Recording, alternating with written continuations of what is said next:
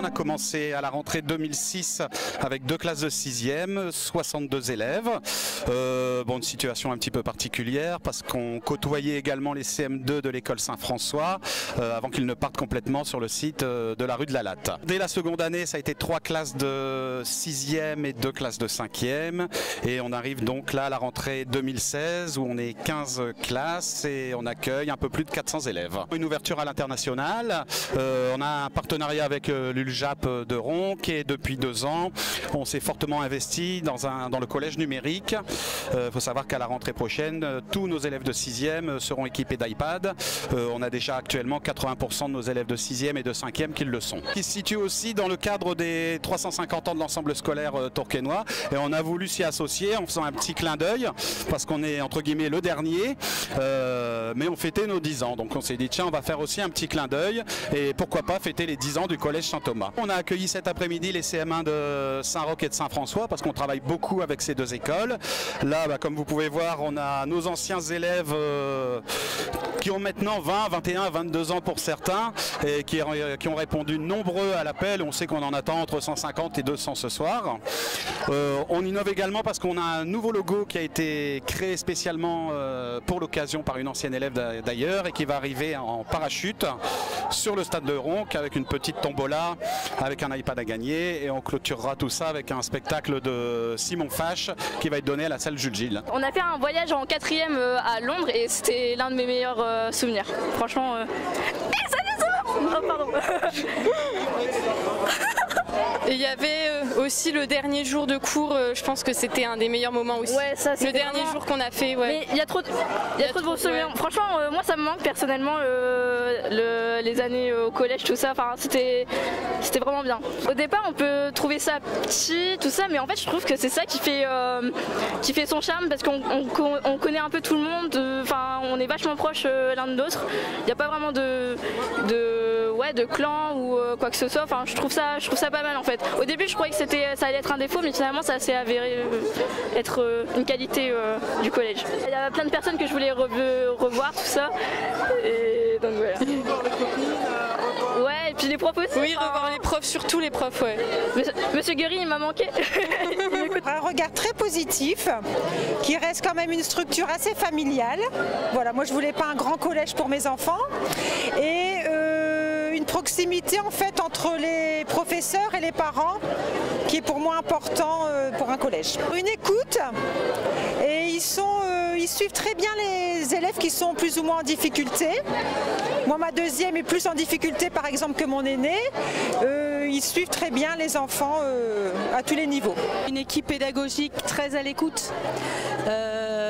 Rien que pour parler de mon cas, ma fille a beaucoup de problèmes de santé. Ils ont toujours été derrière nous à aider, à donner des conseils, à faire rattraper les devoirs.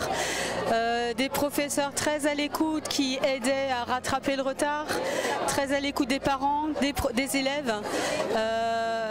Moi, je trouve que franchement c'est un collège formidable. Je suis restée à l'appel jusqu'à la fin de 3e et je travaille pas loin de l'EIC, donc les plus anciens qui font partie encore de l'appel maintenant, je les côtoie encore.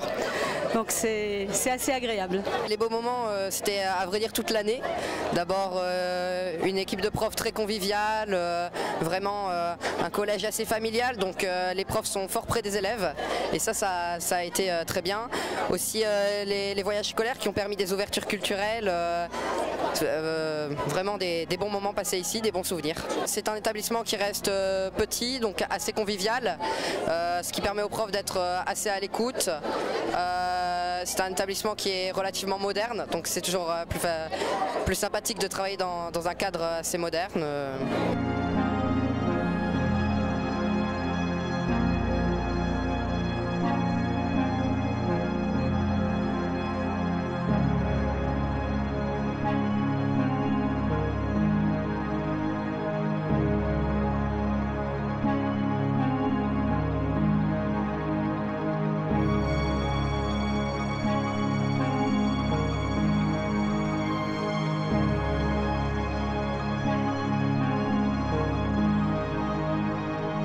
il y a 4 ans ou 5 ans, je ne sais plus exactement, quelque chose comme ça, j'avais joué Pianistologie, c'était encore un peu les débuts du spectacle et j'avais joué Ronc sous les étoiles, à Musique sous les étoiles en été, ouais, en plein air, je me souviens, c'était très sympa. C'est un spectacle qui tourne, qui existe depuis presque 5 ans et qui tourne vraiment bien depuis 3 ans et demi, 4 ans on va dire, et qui tourne, voilà, qui tourne effectivement dans toute la France, dans sa version solo et depuis l'an dernier et pour la version prochaine, il existe des versions avec orchestre symphonique ou avec harmonie qui vont tourner pas mal dans la région.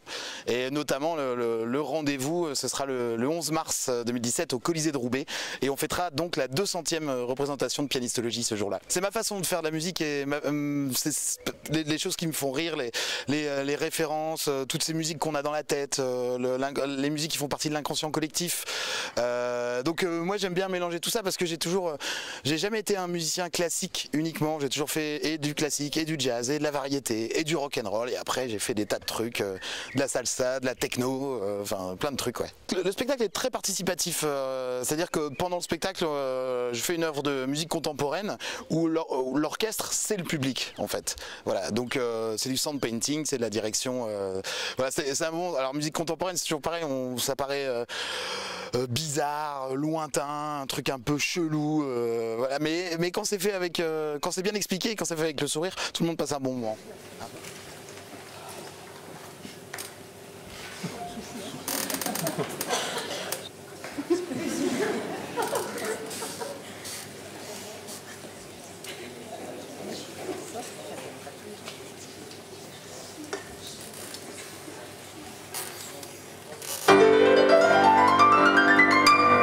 À l'âge de 8 ans, on m'a forcé à faire du piano. Alors que tout ce que je voulais, c'était faire de la danse classique.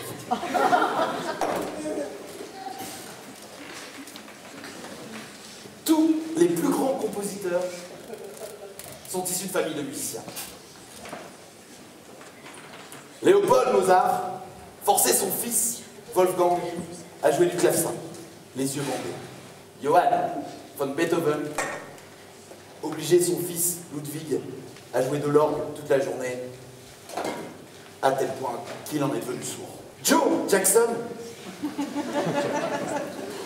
battait Michael jusqu'à lui en casser le nez.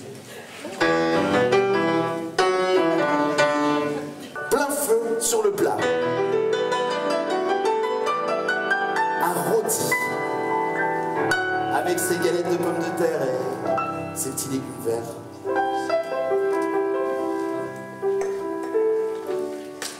16h30.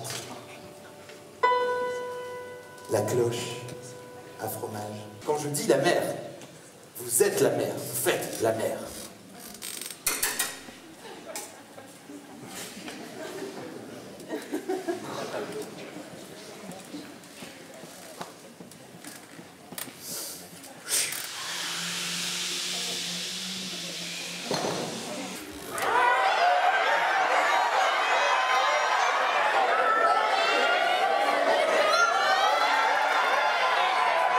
Non, quand je ferme le point, vous arrêtez tout de suite. La mer. Non, c'est le titre.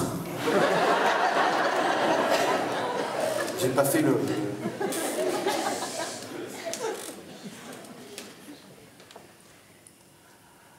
La mer.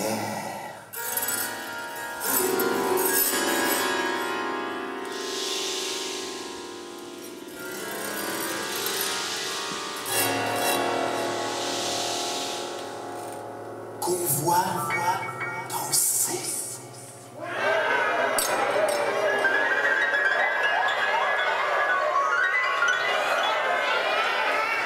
Le long des golfes clairs. Les sirènes couvrent le